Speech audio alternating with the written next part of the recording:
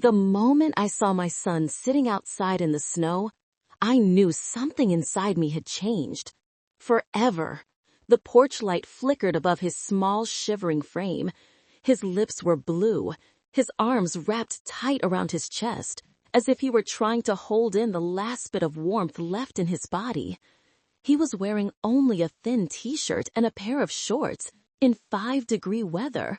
For a second, I couldn't breathe. The snow kept falling, dusting his hair, clinging to his eyelashes. I remember calling his name, my voice cracking like glass. When he turned for a weak smile, "Hi, Mom." That's when I noticed the empty inhaler in his hand. I didn't remember getting out of the car.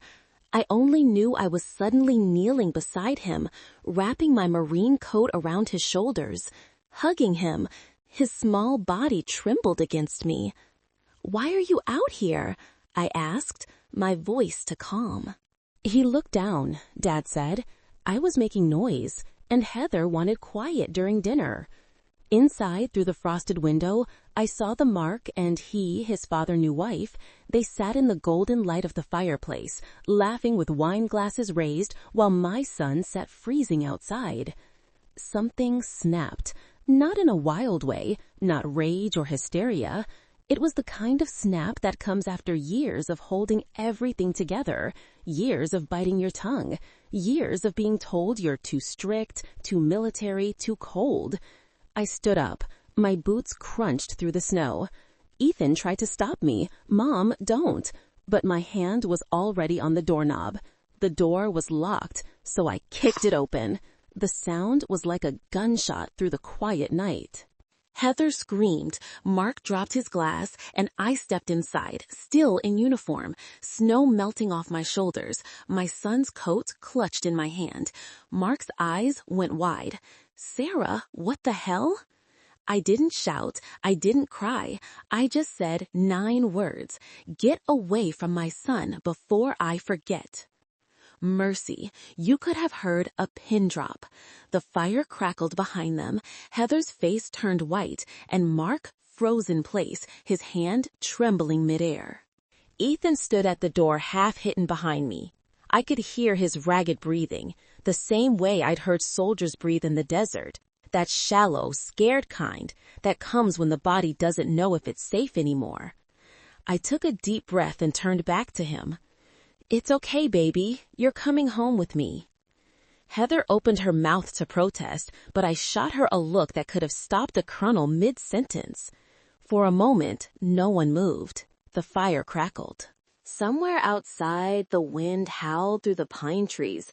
Mark finally said, "Sarah, this is neglect." I cut in. "That's what this is." He flinched. "You can't just barge in here like I can." And I just did. I picked up Ethan's inhaler from the side table and slipped it into my pocket.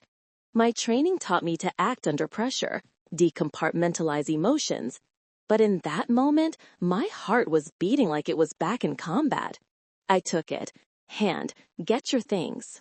"To block us, you're overreacting, Sarah. He was fine. I turned on him. "You left your son outside in 5 degrees, Mark. He could have died." He standard something about misunderstanding about Heather not meaning any harm, but she stood behind him, pale and silent, clutching her wine glass like it might protect her. I didn't yell again. I just looked at her and said quietly, "You wanted quiet during dinner. Congratulations." Ethan slipped past me, clutching his small backpack. His shoes were soaked, his fingers red. I let him outside, wrapped him in the spare blanket for my truck, and started the engine. As we drove away, he didn't say anything. He just looked out the window, watching the snow blur the world into white streaks. I kept one hand on the wheel, the other on his shoulder. "Halfway home." "Are you—" I swallow. "You never." He noted, his eyes half closed. "A dad." I didn't answer right away. The dashboard light reflected off my rank insignia, the silver oak leaf of a Marine major. I'd faced insurgents, bomb scares, and nights of waiting for soldiers who didn't make it back.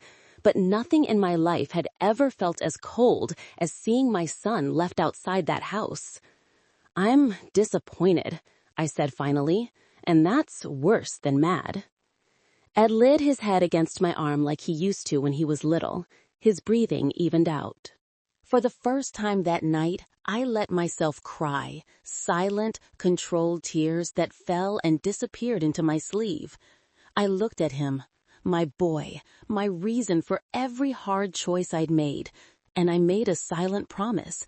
This would never happen again, not while I was alive. The next morning, I called my attorney.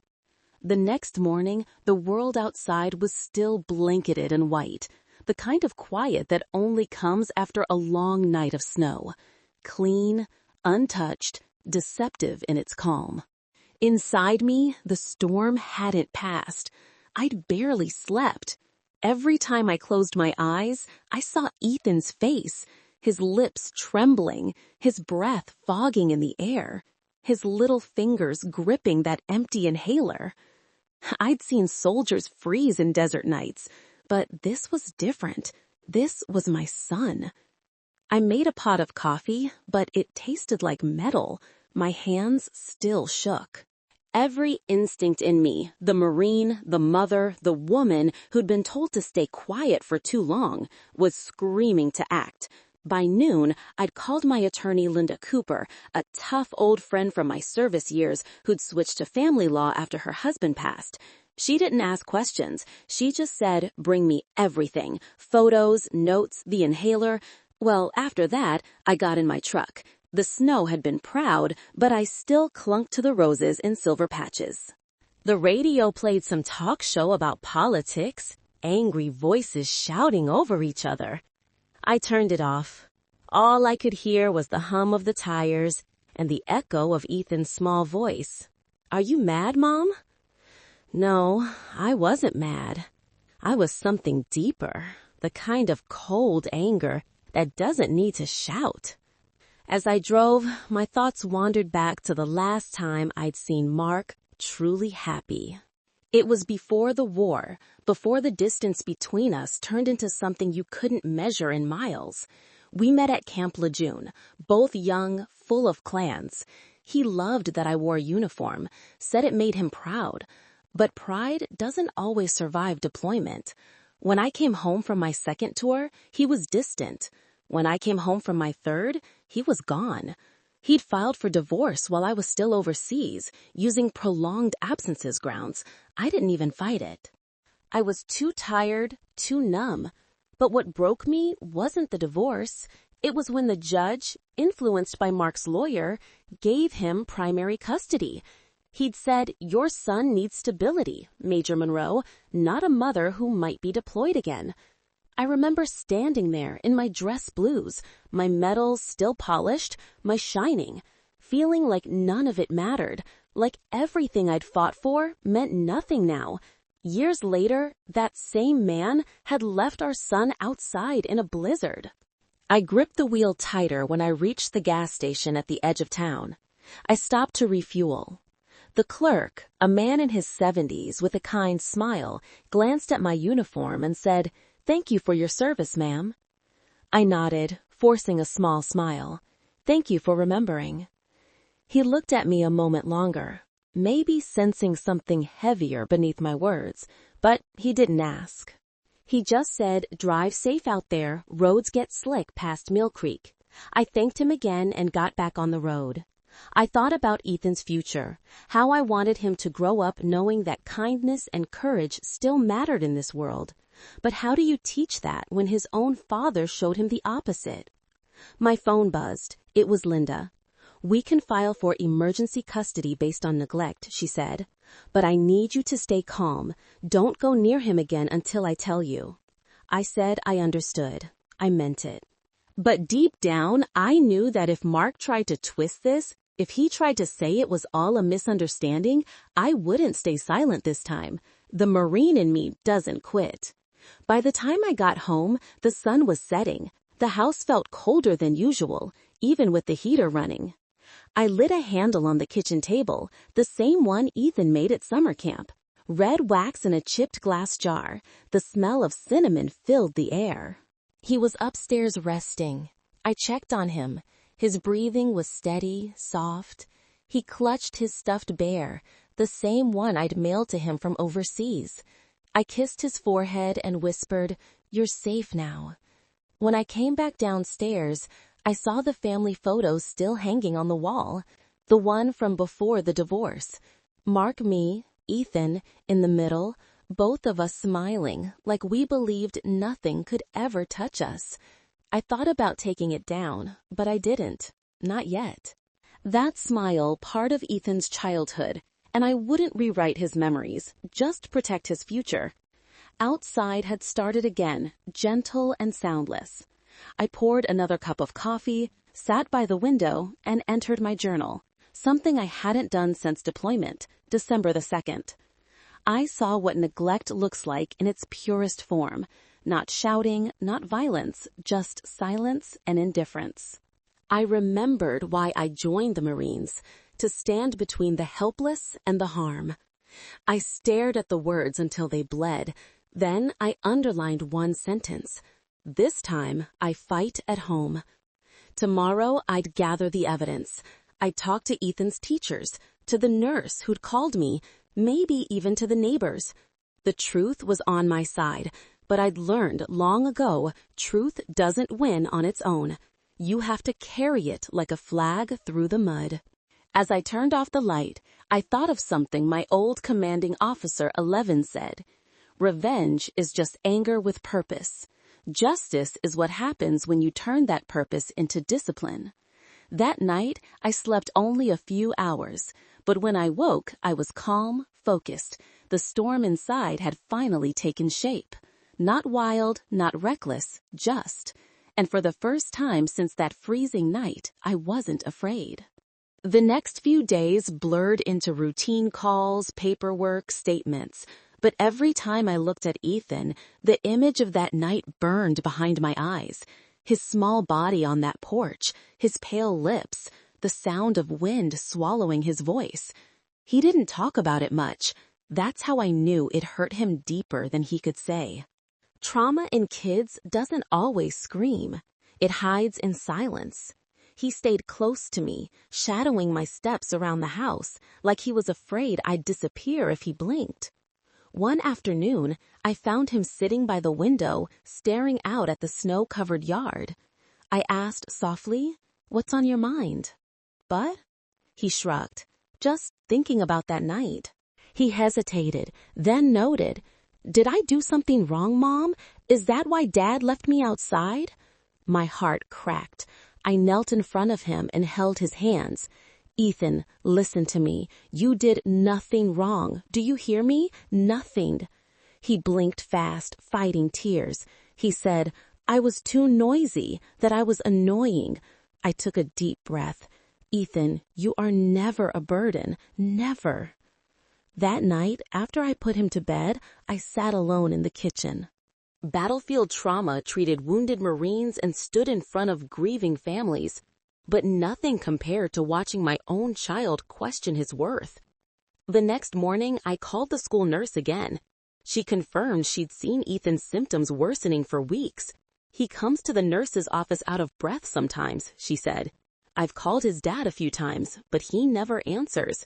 "Your son told me Mom always answers." That sentence hit me like a punch. Mom always answers.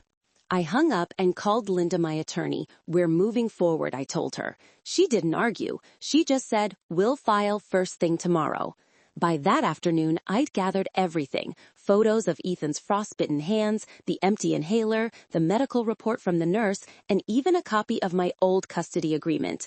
The Marine in me had returned. Not the fighter, but the tactician. I wasn't coming at this from emotion anymore. This was a mission. That evening, as I tucked Ethan into bed, he looked at me and asked, "Are you going to make Dad mad?" I sat beside him. "Maybe, but that's not what this is about. This is about making sure you're safe." He nodded, small and solemn, the way soldiers nodded before an order. I smoothed his hair and whispered, "Sleep, Marine. You're off duty tonight." He smiled for the first time in days. When I went back downstairs, I poured myself a cup of coffee. TV played softly in the background, some family sitcom laughter echoing through the screen. It sounded foreign now. I caught my reflection in the window, my uniform jacket draped over the chair, my medals glinting faintly in the lamplight. Those medals weren't for killing, they were for protecting. And now, that mission was personal. That night, I dreamed of my deployment in Helmand Province, the desert wind, the dust, the long nights on watch. I remembered one boy we rescued after a bombing, half his face burned, his eyes wide with fear. He didn't cry, just stared at us with the same quiet that Ethan had that night on the porch. I'd promised that child he'd be safe. Now I was making the same promise again, this time to my own blood. The next morning, I dressed in civilian clothes and drove to Linda's office. She looked up as I entered. "You look like you're about to lead a platoon," she said. "Feels like it." She handed me a folder. "We're filing for emergency custody, neglect, and endangerment. It's not guaranteed, but the evidence is strong." "Good, Sarah," she said, her tone softening. "I've known you long enough to know you don't back down, but this fight's going to dig up a lot. Old resentments, old guilt. Are you ready for that?" I march. We both knew what she meant. In family court, the wounds are emotional, not visible. There are no medals, no victories, only survivors. When I got home, Ethan was building a snow fort in the yard. His cheeks were red this time, but from warmth, not cold. I watched him for a while, thinking of how fragile happiness can be, how one act of cruelty can shatter it, and one act of love can rebuild it. I decided then that this story wouldn't end in bitterness. It had to end in balance. Revenge alone wasn't enough. It had to mean something. Later that day, I got a call from Mark. His voice was hesitant. "Sarah, we need to talk." I took a breath. "About what?" "You made a scene the other night. The police report got around the neighborhood." Heather, embarrassed. "Good," I said flat. "You can't just storm into my home like that, Mark. You stopped calling that place home the moment you left our son in the snow." There was a long pause. I could hear his breathing, uneven, defensive. "You're trying to make me out to be a monster." "No," I said quietly. "You did that yourself." I hung up that night. I sat by the fire with Ethan, a blanket wrapped around us both. He leaned against me and whispered, "You're not mad anymore?" I smiled softly. "No," and focused. He looked up at me with those same blue eyes that had 11 belonged to his father. "What are you going to do?" "I'm going to make sure you never sit in the cold again." He nodded, like he understood, maybe. He did when he fell asleep. I watched the fire for a long time. Each flicker of flame reminded me of that house, the warmth they hoarded while my son froze outside. I realized revenge wasn't about getting even. It was about reclaiming dignity for Ethan, for every mother who'd been silenced by a system that confused loyalty with love. The paperwork was ready, the court date was coming, and somewhere deep inside me, a quiet certainty settled. This time, justice would wear a mother's face. If you ask most people when their life truly changed, they'll point to a wedding, a graduation, a diagnosis. For me, it was the second I kicked open that door. I can still hear it, the crack of the hinges, the gasp that followed, the way the warm air rushed out into the freezing night. Everything in that moment was burned into memory. The smell of roasted turkey, the laughter that turned to silence, and the way Mark's face drained of color when he saw me standing there in full Marine uniform. Snow melting from my boots. "Sarah, what the—" he started, but I cut him off with those 9 words I'd been holding in for 10 long years. "Get away from my son before I forget mercy."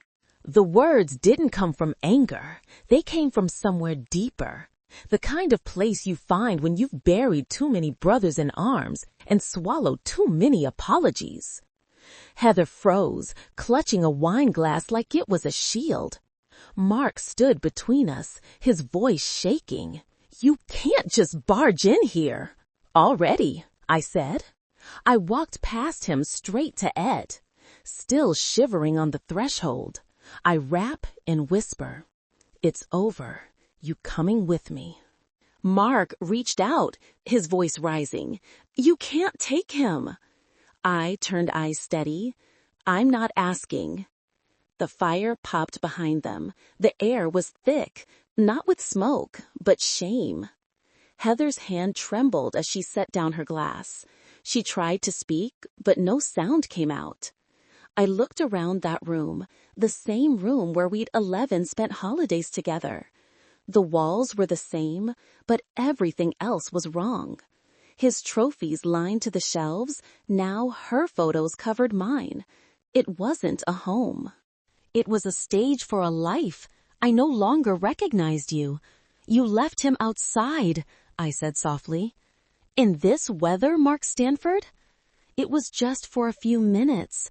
I held up the empty inhaler. A few minutes in 5 degrees can kill a child. His mouth opened, but I saw the realization hit him like a bullet. For the first time, maybe ever, he had no words. I guided Ed into the door. The boy didn't look back. His small hand gripped mine so tightly that I could feel his pulse through my gloves. As I turned to leave, I caught Heather's eyes. There was something there. Not guilt, but fear. Not fear of me, but of what I represented. Accountability. Outside, the wind stung my cheeks. I lifted Ethan into the truck, buckled him in, and started the heater before I could pull away.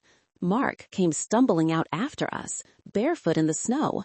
"Sarah, wait!" He shouted, "Please, just talk to me." I rolled down the window, my voice calm. "Talk?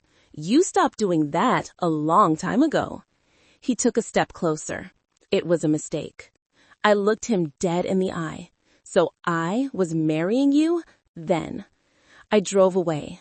The headlights cut through the dark, the tires crunching over fresh snow. Ethan's breathing steadied as warmth filled the cab. He looked at me, tired but safe. "Mom," he whispered. "Yeah, what did you mean when you said those words?" I smiled faintly. "It means sometimes mercy is choosing not to destroy someone who deserves it." He was quiet for a while, then said, "You sounded really strong." I had to be. When we got home, I tucked him into bed, gave him his inhaler, and sat beside him until he fell asleep. The rise and fall of his chest was the most peaceful sound I'd heard in years. Downstairs, the adrenaline finally crashed. I leaned against the kitchen counter, trembling. My body was trained for combat, but not for this kind of battle. I poured a glass of water, trying to steady my breathing. My reflection in the window looked back. The uniform still crisp, the face beneath it tired but resolute. Then came the knock. I froze. Through the peephole, I saw flashing lights. Police. When I opened the door, 2 officers stood on the porch, snow swirling around their boots. One was older, gray at the temples, the other young, nervous. "Ma'am," the older one said, "we got a call about a domestic disturbance." "I expected you would." He looked me over, then glanced at my uniform. Recognition flickered in his eyes. "Marine Corps." "Yes, sir, Captain Monroe." He nodded. 11, Super, I returned. He lowered his voice. "Your ex said you broke his door." "I did," I said simply.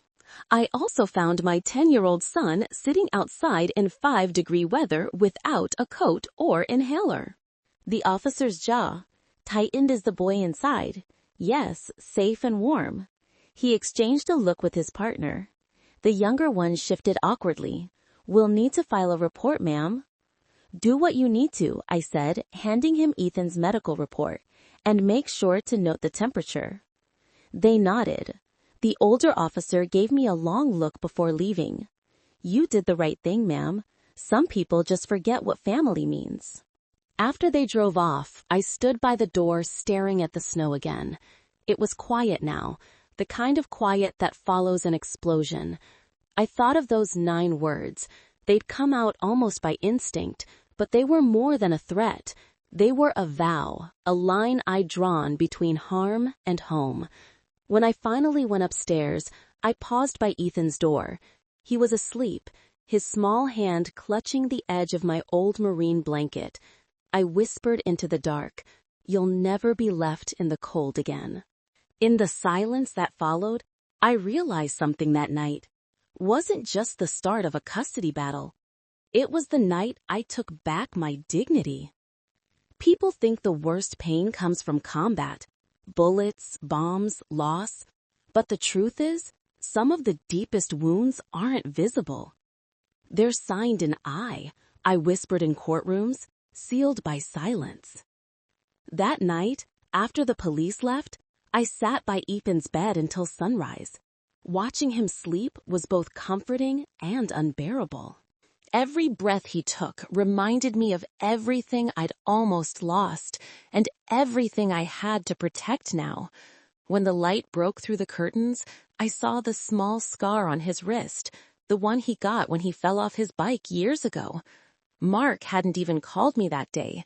The school nurse did.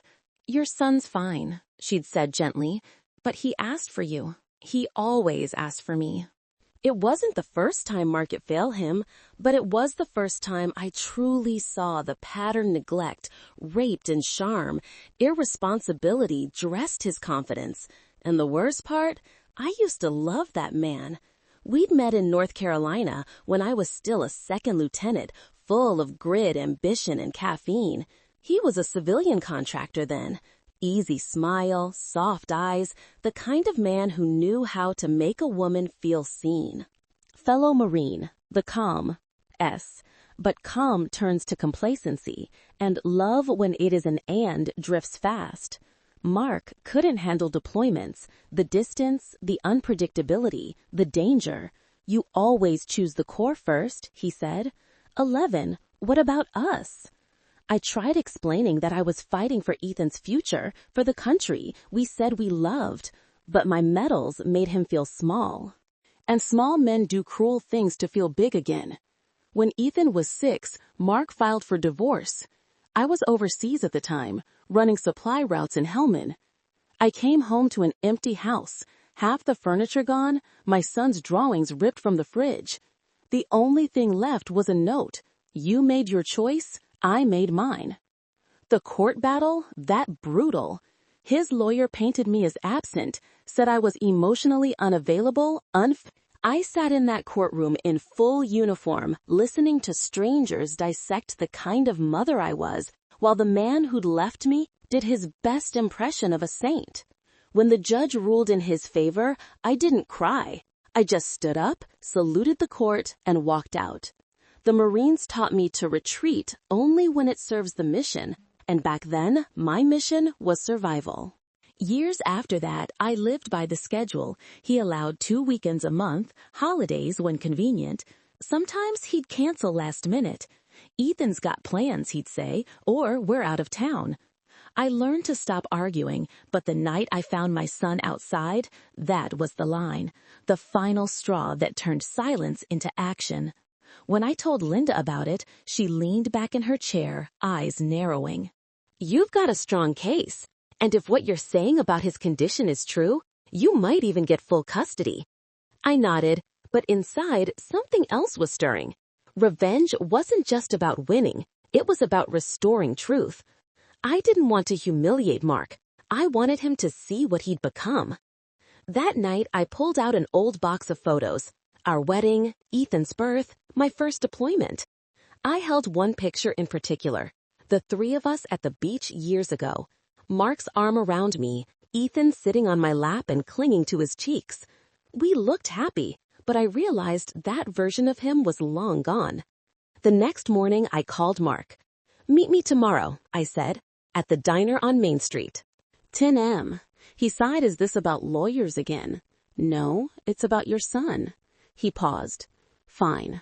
The diner hadn't changed since before the divorce. Same faded booths, same smell of bacon grease and old coffee. Mark was already there when I arrived, looking older, heavier, the confidence in his face replaced by something brittle. He didn't meet my eyes. I didn't mean to hurt him. He said, before I even sat down, it was Heather's idea to keep him outside. She thought the cold air would help with his breathing. I almost laughed. You're telling me your wife thought 5 degrees was medicinal? He rubbed his face. I didn't think it was that bad. That's the problem, Mark, I said quietly. You never think, you never notice, until someone gets hurt. He looked up, then desperate. I messed up. Okay, but you can't just take him away from me. I leaned forward, my voice calm but steady. This isn't about taking anything. It's about protecting what's left. He scoffed. You think you're perfect? You weren't even here half the time. I smiled sadly. Yeah, I was overseas, keeping other children alive while you were busy forgetting your own. For a moment, the diner went silent except for the hum of the ceiling fan. He looked down, shaking his head. You've changed. No, I said. I just stopped apologizing. I paid for my coffee and stood up. The court date's next week. Be there or don't. Either way, the truth will show up. As I walked to the door, he called out, Sarah, do you really hate me that much? I turned back and met his eyes. Hate would mean I still care what you feel. Then I walked out into the cold, the snow crunching under my boots. The same cold that had nearly taken my son now felt like clarity, sharp, honest, cleansing. That night, as I tucked Ethan into bed, he whispered, Will Dad be mad? I brushed his hair back. Maybe, but maybe that's what he needs to finally grow up. He smiled. Sleepy, you're not scared of him? I smiled back. I faced worse. And I had, but none of those battles ever meant as much as this one, because this wasn't about pride or punishment. It was about a boy who deserved warmth and a mother who'd learned after years of silence to knock down any door that stood in the way. The court hearing was set for the following Tuesday. In the days leading up to it, the tension felt heavier than any body armor I'd ever worn. I tried to keep Ethan's routine steady, school, breakfast, bedtime stories, but I could feel his quiet fear. He didn't ask about his dad anymore. He just stayed close, always checking if I was there, 11 while brushing his teeth. He looked at me through the mirror and said softly, Are they going to make me go back? Beside him, no one can make you go anywhere unsafe again, I promise. That night, when he fell asleep, I packed his bag for court, snacks, coloring pencils, the small stuffed bear he called Sergeant. I knew we might be waiting all day. The Marine in me planned for every scenario, but the mother in me prayed for one thing: mercy. The morning of the hearing, the sun broke through the frost like a signal flare. I dressed in my service uniform, navy blue jacket, ribbons aligned, silver oak leaf polished bright, not to intimidate, but to remind myself who I was, a protector, a professional, and above all, a mother who didn't back down. At the courthouse, Linda met me at the steps, her coffee steaming in the cold. You looked terrifying, she said, with the green. That's the goal, I answered. Inside the hallways buzzed with whispers and echoes. I spotted Mark sitting with Heather across the aisle. He looked smaller than I remembered, nervous, pale. Heather avoided my eyes completely when the bailiff called our case. The courtroom filled with an uneasy stillness. Judge Reynolds was an older man known for his patience and for his intolerance of lies. He adjusted his glasses, scanned the file, and said, Captain Monroe, Mr. Turner, let's keep this civil. Linda rose first, presenting the evidence. She spoke clearly, precisely like she'd done this 100 times. The temperature report from that night, Ethan's medical records, the statement from the school nurse when she showed the photo of Ethan sitting outside in the snow. A murmur ran through the room. The Heather looked away, Mark's face drained of color. Then his attorney stood, a slick man in a tailored suit. "Your Honor," he began. "This was an unfortunate misunderstanding. My client's wife made a poor judgment call. Mr. Turner regrets what happened deeply and has already apologized. There's no reason to believe the child was ever in serious danger." Linda didn't even flinch. The temperature that night was 5 degrees Fahrenheit. The child has asthma. The mother found him shaking, clutching an empty inhaler. You call that not serious? Hesitated, then said, "Emotional reactions don't equate to neglect." Linda smiled thinly. "Tell that to the Department of Child Services, who opened an inquiry this morning." The judge raised a brow. "Is that true, counselor?" The man fumbled his papers. I wasn't aware." Linda turned to me. "Captain Monroe, would you please tell the court what you saw that night?" I stood the room suddenly too quiet. My boots echoed as I walked to the witness stand. I took a breath, steady but controlled, the way we were trained to speak when lives depended on it. "I saw my son outside," I said, barefoot, shaking. He could barely breathe. Inside the house, there was a fire going and music playing. He was out there long enough to lose feeling in his fingers. The judge frowned. "When the home." I told his father to stay away from him before I forgot mercy. The courtroom, STD. Someone coughed. The judge studied me for a long moment. "You're a Marine captain, yes, Your Honor. 21 years of service." He nodded. "I imagine you've seen plenty of danger. Enough to know what neglect looks like, sir. And I've seen soldiers show more care to strangers than that man showed to his own son." Mark shifted in his seat, his lawyer whispering furiously, but the judge raised a hand. "That's enough." He looked at Mark. "Would you like to respond?" Mark stood, his voice trembling. "I made a mistake. I didn't mean to hurt him." "Heather, stop," the judge said. "This isn't about your wife. This is about your judgment as a father." Here began crying quietly for the first time. Mark didn't reach out to comfort. The judge sighed heavily, then leaned back in his chair. "I've seen many families like yours, Captain. Good people who let pride destroy what's sacred. You've both failed each other, but only one of you failed your child." He looked down at the file again, then back at us. "Effective immediately, full custody of Ethan Turner is granted to his mother, Captain Sarah Monroe. The father will have supervised visitation rights pending completion of a parenting evaluation." That escaped Mark wasn't anger. It was something closer to surrender. Heather buried her face in her hands. The gavel hit 11 hard court. Adjourn. Exhaled for the first time in what felt like hours. Linda put a hand on my shoulder. "You did it." But I shook my head. "No, we did." What was right? Outside the courthouse, reporters lingered, their breath fogging in the winter air. I ignored them. I just wanted to see Ethan.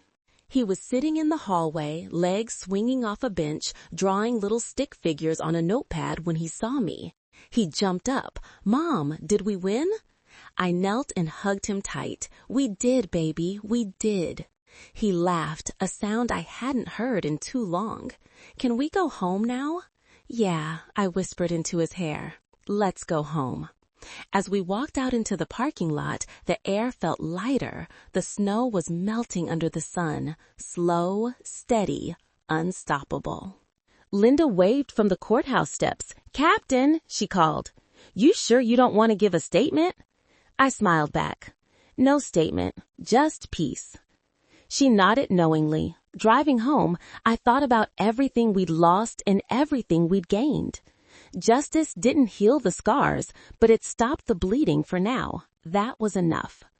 When we reached the house, Eats inside ahead of me, laughing. The sound filled the walls like warmth after a long winter. Paused by the doorway, looking out at the snow, one last time. It had taken years to learn, but I finally understood.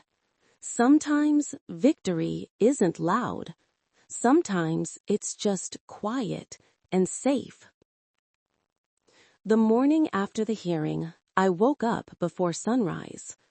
The house was still, just the hum of the furnace and the faint rhythm of Ethan's breathing down the hall.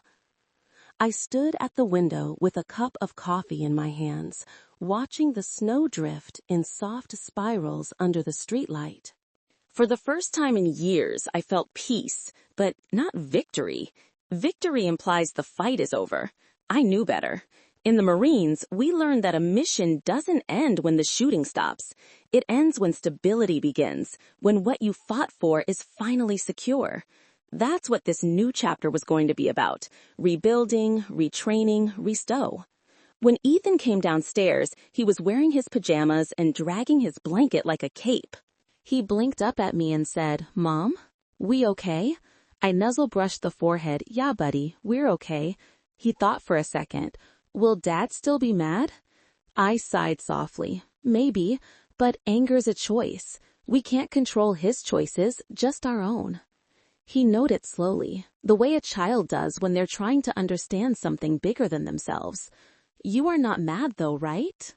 I looked at him, those same blue eyes, that same heart that still believed people could change. "No, Ethan," I said, "I'm not mad. I'm disappointed, but not in you, and not even just in your dad. I'm disappointed in how easy it is for people to forget what love looks like." He didn't dance her. He just hugged me tight, that quick, fierce kind of hug that feels like forgiveness in motion. After breakfast, I took him to school. The teachers already knew about the custody change. Small towns move information faster than radio. Mrs. Price, his homeroom teacher, gave me a reassuring nod as Ethan ran to join his classmates.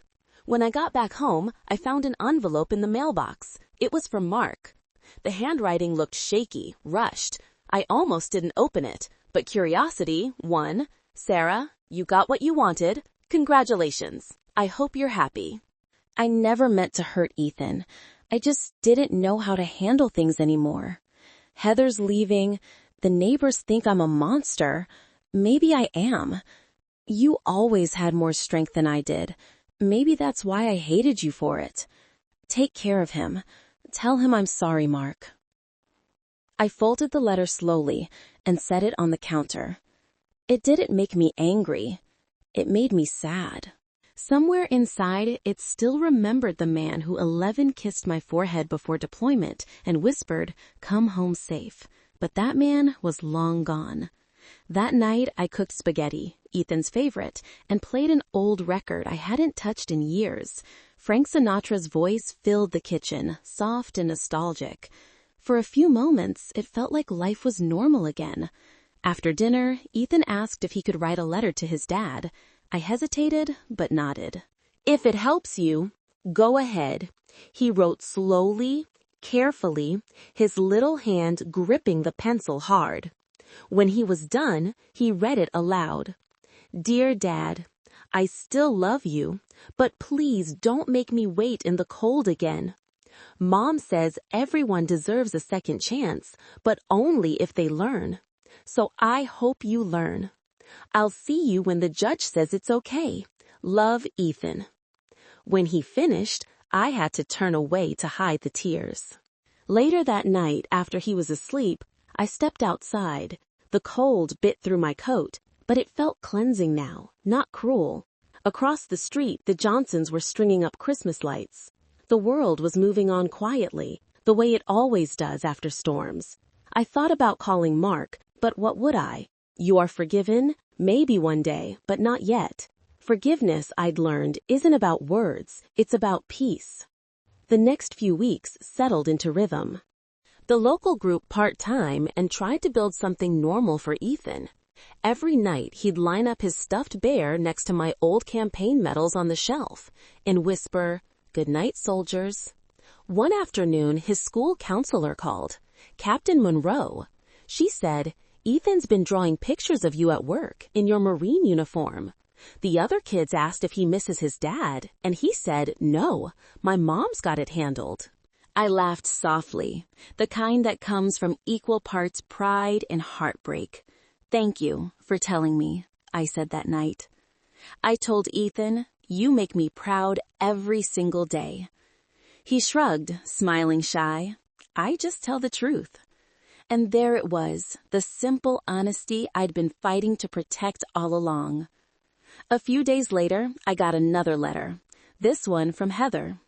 "Captain Monroe, you don't owe me forgiveness, but I owe you an apology." That night, the night of the storm, I told Mark to make Ethan stay outside. I thought I was teaching him manners. I didn't realize how sick he was. "I'm sorry if it means anything. I've left Mark. He's drinking more than ever, and I can't fix him. But I hope someday Ethan won't hate me for what I did. Heather." I set the letter down and stared at it for a long time. There was no satisfaction in her words, just truth, raw and fragile. And strangely, that truth didn't sting. It soothed. I thought of all the years I'd spent trying to prove I was strong. But maybe real strength wasn't in revenge or even justice. Maybe it was in the ability to stay kind, to stay human after everything. That night, I sat by the fire with Ethan again. The room glowed warm and gold, just like the night I found him freezing outside. He leaned against me drowsy and whispered, "Mom, are we done fighting now?" I kissed the top of his head. "Yeah, baby, the fight's over now. We rebuild." He nodded, sleepy. "You always win." I smiled. Not always, but I never quit. Outside, the wind picked up, swirling snow against the windows. I closed my eyes and whispered, "Not for punishment or pride, for peace."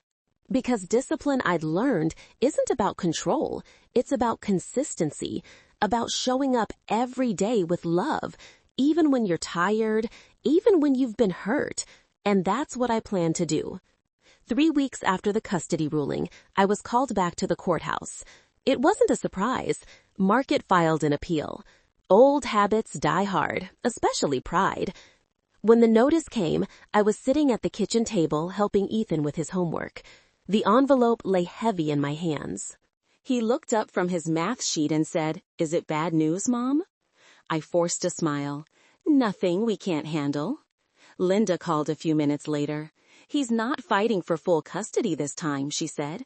"He's asking for joint visitation, unsupervised." I closed my eyes. He's not ready. I know, but the judge might hear him out if he shows remorse. I thought about his last letter, the one that said, "I never meant to hurt him." Maybe he meant it, maybe he didn't. Remorse wasn't enough. Responsibility had to follow. The new hearing was set for a Friday morning. I wore civilian clothes this time, jeans, a simple sweater, no uniform. I wanted the judge to see not Captain Monroe, but Sarah, the mother who cooked pancakes on Saturdays and fixed broken toys with duct tape. When I entered the courtroom, Mark was already there. He looked worn down, eyes sunk and suit wrinkled, as if sleep had been a stranger lately.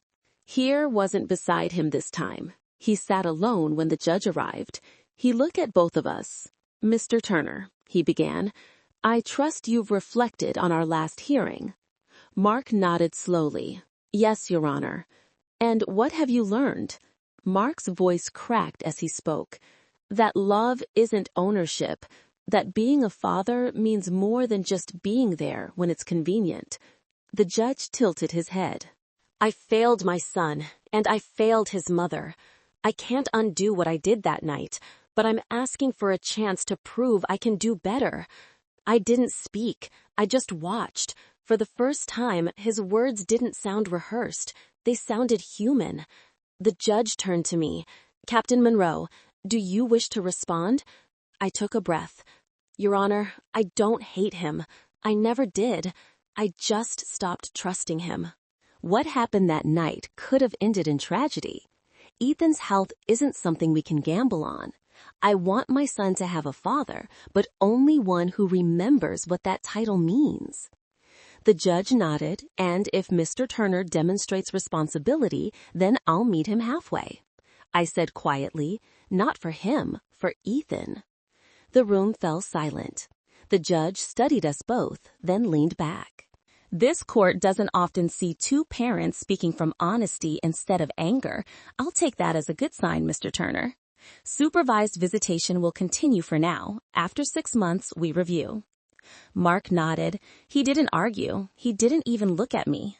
He just whispered, "Thank you," when the session ended. I walked out into the cold air. Snowflakes drifted down, light and slow. Mark followed me into the parking lot. "Sarah?" he said softly. It turned. "Yeah, I meant what I said in there. I know. I'm trying to get sober. Heather's gone. I started therapy." I studied him, the tremor in his voice, the slight slump in his shoulders. For the first time in years, he wasn't performing. He was just a small human. "That's good," I said. "Keep going." He nodded. "Can I see him this weekend?" "Supervised. Yes, Linda will coordinate." He smiled faintly. "I'll take what I can get."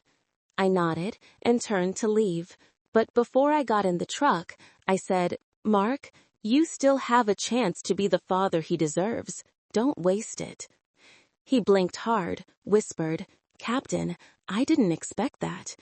It was the first time he'd said those words to me, and somehow it meant more now than it ever could have before. When I got home, Ethan was building a snow fort in the yard.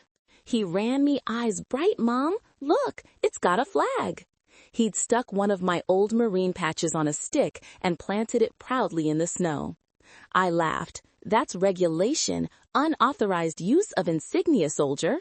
He giggled. "You can't court-martial me. I'm a kid." "Noted," I said, grinning. That weekend, Mark came by for his supervised visit. He brought a small Lego set, the same one he'd promised Ethan months ago but never delivered. They sat on the floor piecing it together quietly. I stayed in the kitchen listening. Ethan's voice carried softly.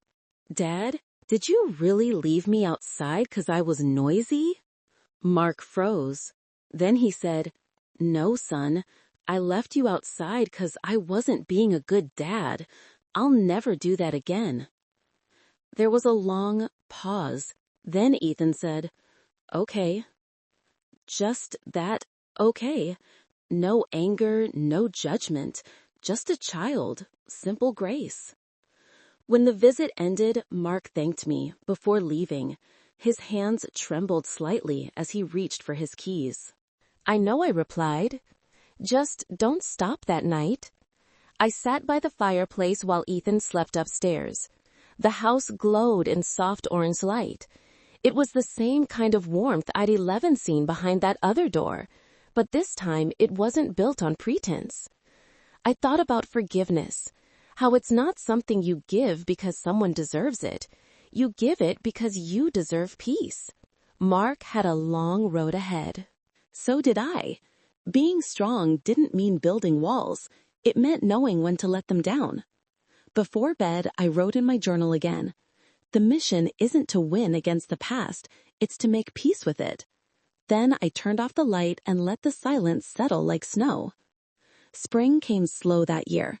The snow melted into little rivers that ran along the curbs, and the trees behind our house began to bud again.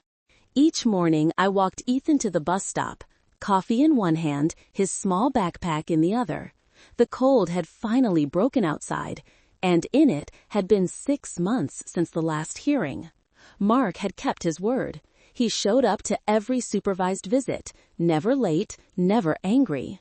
He'd even started volunteering with a local veteran support group. His therapists sent updates to the court, and 11, the reports were good. I didn't trust easily, not after everything, but I'd learned something through all of this. Growth doesn't always look loud. Sometimes it's quiet, unsteady, honest. That Saturday, I got a call from him. His voice was calm, sober. The judge approved unsupervised visits, he said. Would it be all right if I took Ethan into the park tomorrow? I hesitated. Was still that protective mother instinct, the Marine who wanted to check every perimeter before giving permission. But then I looked at Ethan sitting on the floor, building another Lego fortress. He deserved to see his father trying. Yes, I said, but bring him back by dinner. The next day they went to the park. When they returned, Ethan ran in ahead of him, cheeks flushed with excitement. Mom, Dad, let me drive the RC car, and we got ice cream. Stood at the door, hands in his pockets, unsure if he was allowed to come inside. Come in, I said finally. He stepped into the living room. The house smelt like fresh coffee and laundry, simple, domestic peace. He looked around, eyes resting on the photos on the mantel. Ethan's school portrait, my old unit photo, and one of the three of us from years ago, faded. And, Christ, you kept that? He asked, quiet. I noted, it's still part of Eth's story. He smiled faintly, then grew serious. Sarah, I owe you something. He reached into his jacket and pulled out an envelope. Inside was a letter and a folded photo of Ethan, about a year old, bundled in a blanket sleeping on Mark's chest. I found it while cleaning out the attic, he said. I used to look at that picture every night after you deployed. I tell myself I was strong enough to handle everything, but I wasn't. I let my resentment grow until it ate me alive. When you were the only one actually fighting for us, I listened quietly. The crackling in the heart, he continued, voice low. That night when you kicked the door open, I saw you. The way I used to, not as my ex-wife, as the woman who never backs down. I hated you for that strength, but I finally understand it. He looked up, eyes glassy. I can't undo what I did. But I can make sure Ethan never doubts who loves him, not again. I didn't know what to say at first. Part of me wanted to stay guarded, to keep my honor on. But another part, the one that had spent sleepless nights praying for closure, knew this was it. I walked to the fireplace, took the letter, and placed it gently beside the old family photo. Then start showing up, I said, not just for him, for yourself. Ethan ran into the room, then holding his Lego ship. Dad, look, it's done. Mark crouched to admire it. That's perfect, buddy. Can we all eat dinner together? Ethan asked suddenly. Mark looked at me uncertain. I hesitated for just a second before nodding. Yeah, we can. We ate spaghetti again, the same meal as the night after the first court ruling. It wasn't fancy, no grand gestures, just 3 people at a table finding their way back to something that resembled peace. After dinner, Ethan fell asleep on the couch, still holding his toy ship. Mark stood to leave. Thank you for letting me stay. He said thank you for being civil. I replied. He hesitated at the door. Sarah, do you think you could ever forgive me? I looked past him to the night outside, calm and quiet. Forgiveness isn't a one-time thing, Mark. It's something you earn day by day. But you're on the right road. He nodded slowly. Then I'll keep walking. When the door closed behind him, I turned back to the fireplace. The flames flickered softly, reflecting against the family photo and the letter beside it. I picked up my journal and wrote, 20. Today, I learned that forgiveness isn't surrender, it's strength. Wearing gentleness, the war ends when you choose peace, not because they deserve it, but because you do. I stared at the words for a long moment, then I underlined them twice. A few minutes later, Ethan stirred awake. Is Dad gone? Yes, sweetheart, but he'll be back. He smiled, sleepily. You promise? I promise. He nodded, curled up, and drifted off again. I added another log to the fire and sat down beside him. The warmth filled the room, soft and steady. Outside, the last patches of snow glowed under the moonlight. This was what peace felt like. Not fireworks or applause, just quiet hearts finding their rhythm again. Before turning off the lamp, I looked directly at the camera of my phone, recording the end of this story, for the listeners who might one day need it. My voice came out calm, sincere. If you've ever felt powerless if someone you love betrayed your trust, don't let it harden you. Let it teach you strength. Isn't about who shouts the loudest or wins the fight.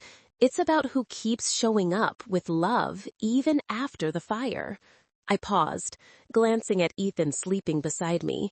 Remember, forgiveness doesn't erase the past, it redeems it. And sometimes that's the quietest kind of victory. The fire popped softly, filling the silence. If this story touched you, share it. Tell someone who needs to hear it. That second chances exist, not just for others, but for you too. And if you've ever stood in the cold wondering if you'd ever feel warmth again, I promise you will. I smiled, eyes wet but peaceful, sending good night.